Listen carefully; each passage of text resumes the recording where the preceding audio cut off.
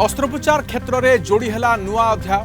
KIMS general surgery विभाग में खोलिला endoscopy unit एवं फेटाल मेडिसिन। यह रोगी व्यवहार करा सहित डाक्तरी छात्र छात्री शिक्षापी विशेष उपयोगी हो पार। याद्वारा डाक्तरी छात्र छात्री दक्षता विकास हो। आज किट ओकिस प्रतिष्ठाता डॉ अच्युत सामंत यह उद्घाटन कर ओडिशार रोगी उद्देश्य उत्सर्ग करते। कार्यक्रम में अन्य मध्य किम्स परामर्शदाता डॉ आर.एन. सामंत, किम्स मेडिकल अध्यक्ष डॉ आर.सी. दास, किम्स मेडिकल अधीक्षक डॉ एम.सी. बेहरा एवं अन्य डाक्तर सहित छात्र छात्री उपस्थित रही।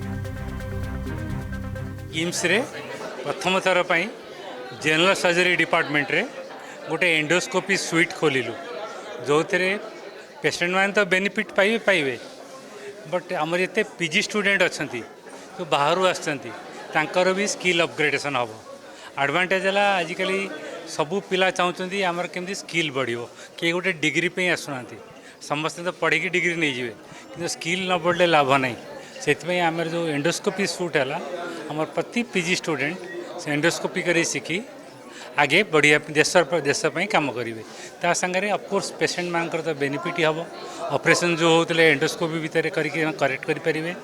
यही गोटे जिन गोटे आम Odisha fast time surgical department भितर आम कर अति आनंदर कथा जे आज आमर किम्स रे एक अत्याधुनिक मेसीन को आम स्थापन कलु जोटा कि छुआ जन्म हवा आगर फिटाल मेडिसिन जो सेटा आम सबकि रोग वैराग जाणिक तार चिकित्सा भी करूँ पेट भितर छिबार छुआर तेणु यहाँ आमपाई बहुत गर्वर कथा एवं ये आम ओडिशा भी गर्वर कथा कारण यहाँ आमर प्रथम मेसीन यही धरण प्रथम मेसीन जहाद्वारा कि आम छुआर माँ पेट भितर थी आम समस्त प्रकार निदान एवं चिकित्सा करूँ से अनुष्ठान तरफ आमर एठिकार समस्त डाक्तर एवं प्रतिष्ठाता को आम अशेष धन्यवाद दौचु।